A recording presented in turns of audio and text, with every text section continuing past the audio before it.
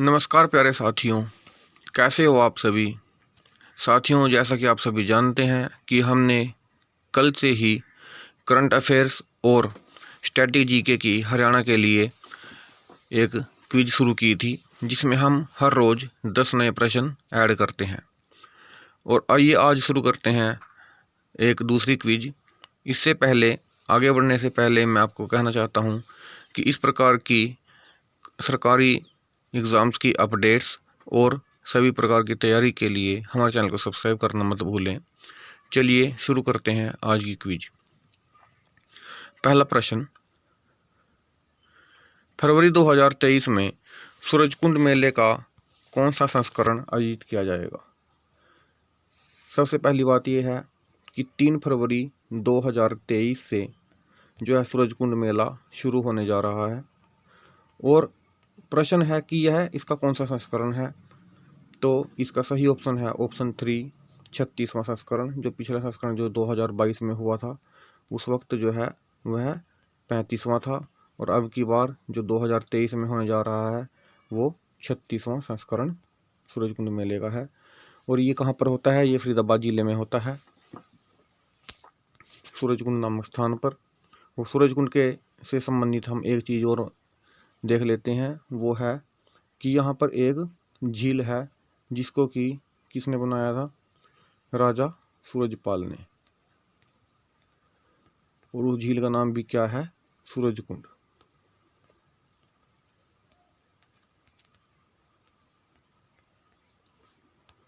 चलिए आगे बढ़ते हैं। सूरजकुंड मेले में अब की बार थीम स्टेट कौन से होंगे? ऑप्शन है अरुणाचल प्रदेश, सिक्किम, मेघालय, और चौथा ऑप्शन है यह सभी। इस प्रश्न का सही उत्तर है ये सभी, क्योंकि अब की बार थीम स्टेट जो है किसी एक स्टेट को नहीं चुना गया है, जबकि नॉर्थ ईस्ट के जितने भी राज्य हैं, नॉर्थ ईस्ट यानी कि नॉर्थ ईस्ट इंडिया, भारत के जो उत्तर पूर्व के राज्य हैं, कितने राज्य हैं? वो 8 राज्य हैं। और सभी को जो है थीम स्टेट के तौर पर अब की बार सूरजकुंड मेले में चुना गया है। वो 8 राज्य कौन कौन से हैं? 3 तो यही हैं जो हमने ऑप्शन में दिए हैं, अरुणाचल प्रदेश, सिक्किम, मेघालय। इसके अलावा मणिपुर, मिजोरम, नागालैंड, असम, ये भी राज्य इसी में शामिल हैं। अगला प्रश्न है, सूरजकुंड मेले में अब की बार पार्टनर कंट्री किसे चुना गया है? पार्टनर कंट्री भी जैसे कि अब की बार थीम स्टेट एक नहीं है, 8 हैं, इसी तरह से पार्टनर कंट्री भी अब की बार 18 हैं। और वो 18 हैं जो देश हैं किसी एक अंतर्राष्ट्रीय संगठन के सदस्य हैं। अब हमें ये बताना है कि इनमें से किस संगठन के सदस्य हैं जो देश अब की बार थीम कंट्री चुने गए हैं। वैसे इसको थीम कंट्री नहीं, पार्टनर कंट्री बोला जाता है, जैसे कि प्रश्न में बताया भी गया है। और ये है संघाई सहयोग संगठन, SCO, संघाई कोऑपरेशन ऑर्गेनाइजेशन के जो सदस्य हैं। वैसे तो अगर बात करें तो 18 हैं जो टोटल सदस्य इसमें बताए गए हैं, जिसमें से भारत, चीन, श्रीलंका, पाकिस्तान, रूस आदि देश जो हैं परमानेंट मेंबर हैं। 4 जो हैं ऑब्जर्वर नेशन हैं, जिसमें कि बेलारूस वगैरह शामिल हैं। और जो 6 हैं वो देश जो एसोसिएटेड देश हैं। तो कुल मिलाकर जो है इसमें 18 देश हो जाते हैं। 8 देश जो हैं परमानेंट मेंबर हैं, 4 ऑब्जर्वर स्टेट हैं, और 6 इसमें एसोसिएटेड मेंबर हैं। तो कुल ये 18 देश हो जाते हैं। और ये 18 के 18 देश को पार्टनर कंट्री के तौर पर सूरजकुंड मेले में अब की बार चुना गया है। चौथा प्रश्न है, आज की वीडियो में सूरजकुंड मेले से संबंधित इतने प्रश्न इसलिए आ रहे हैं क्योंकि आज के करंट अफेयर्स का मेन टॉपिक जो है हरियाणा से अगर हम बात करें तो सूरजकुंड का मेला ही है, जहां पर 22 देशों के प्रतिनिधियों ने राजहंस होटल में मीटिंग की थी। अब कई बार प्रश्न ये भी आ सकता है कि राजहंस होटल कहाँ पर स्थित है। राजहंस होटल जो है सूरजकुंड में ही स्थित है। सूरजकुंड यानी कि फरीदाबाद। अब बात करते हैं सूरजकुंड मेले में अब की बार शिल्पकार के लिए कितनी स्टॉल लगाई जाएंगी। शिल्पकारों के लिए पूरे भारत से जो शिल्पकार आएंगे और दूसरे देशों से भी आएंगे, उनके लिए अब की बार 1100 स्टॉल्स, पहला ऑप्शन सही है, 1100 स्टॉल्स लगाई जाएंगी। मैंने इस क्वेश्चन को इसलिए ऐड किया है क्योंकि हरियाणा स्टाफ सिलेक्शन कमीशन पहले भी कई बार इस टाइप के प्रश्न अपने एग्जाम्स में पूछ चुका है।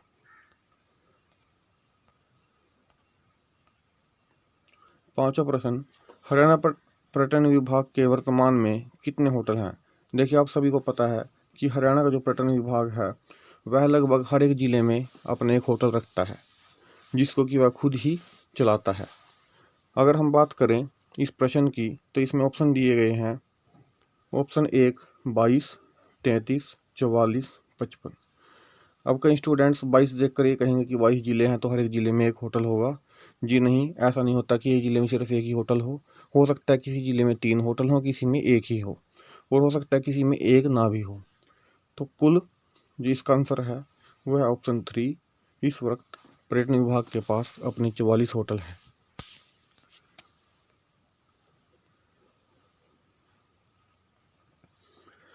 छठा प्रश्न, फूलों का गुलदाउदी शो कहाँ पर आयोजित किया जाता है। गुलदाउदी शो हर वर्ष आयोजित किया जाता है। अब ऑप्शन देख लेते हैं। ऑप्शन 1 है चंडीगढ़, 2 है गुड़गांव, 3 है फरीदाबाद, 4 है झज्जर।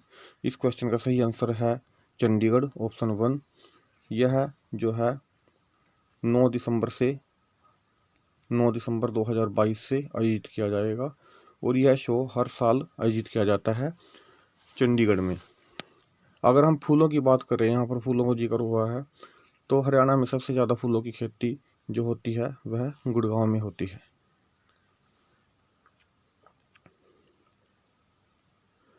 सातवां प्रश्न, प्रसिद्ध हड़प्पा कालीन स्थल राखी घड़ी किस नदी के किनारे पर स्थित है। राखी घड़ी एक विश्व प्रसिद्ध हड़प्पा कालीन स्थल है जो कि हरियाणा के हिसार जिले में स्थित है। अब प्रश्न है कि यह इनमें से किस नदी के किनारे पर स्थित है। ऑप्शन है सरस्वती, दृष्टद्वती, यमुना, इंदौरी। तो इस क्वेश्चन का सही आंसर है दृष्टद्वती।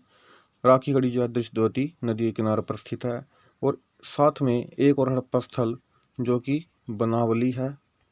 बनावली जो है किस नदी के किनारे पर स्थित है, वो है सरस्वती। आपको जरूर याद रखना है, बनावली सरस्वती नदी के किनारे पर स्थित है और राखी गढ़ी दृष्टद्वती की। प्रश्न 8, कुरुक्षेत्र जिले में स्थित पुरातत्व स्थल भगवानपुर निम्नलिखित में से कौन सी सभ्यता से संबंधित है। ऑप्शन है जोरवे सभ्यता, हड़प्पा सभ्यता, उत्तर हड़प्पा और सीसवाल सभ्यता। अब अगर हम सभ्यताओं की बात करें तो जोरवे जो सभ्यता है वह हरियाणा में नहीं महाराष्ट्र में पनपी थी और हड़प्पा के बाद बाकी तीनों सभ्यताएं जो हैं वो हरियाणा में रही हैं किसी न किसी काल में। लेकिन जो भगवानपुर पर जो स्थित है स्थान, वह जो है ऑप्शन 3 इसका सही आंसर है। उत्तर हड़प्पा सभ्यता से संबंधित ये स्थान है और यहाँ से जो है काले चित्रित मृदभांड मिले हैं।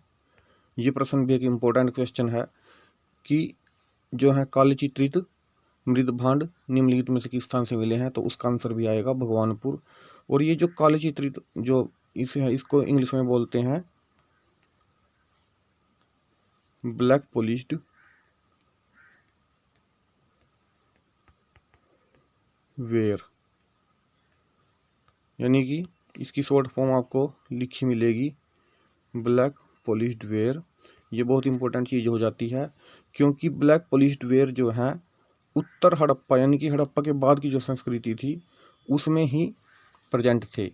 ये हड़प्पा संस्कृति में नहीं थे, ये आपको याद रखना है। हड़प्पा संस्कृति के जो मृदभांड थे या वेयर्स थे उनको बोलते हैं रेड एंड ब्लैक वेयर, यानी कि इनको बोलते हैं RBW। जबकि उत्तर हड़प्पा के जो वेयर्स हैं उनको बोलते हैं PBW। Polished black ware, red and black ware. तो जहाँ पर भी लाल और काले की बात आए वहाँ पर हड़प्पा संस्कृति है, जहाँ पर पॉलिश्ड ब्लैक की बात आए वहाँ पर उत्तर हड़प्पा की बात आएगी। और जो हड़प्पा काल है वह 4000 से 1750 BC के लगभग इसका कार्यकाल रहा।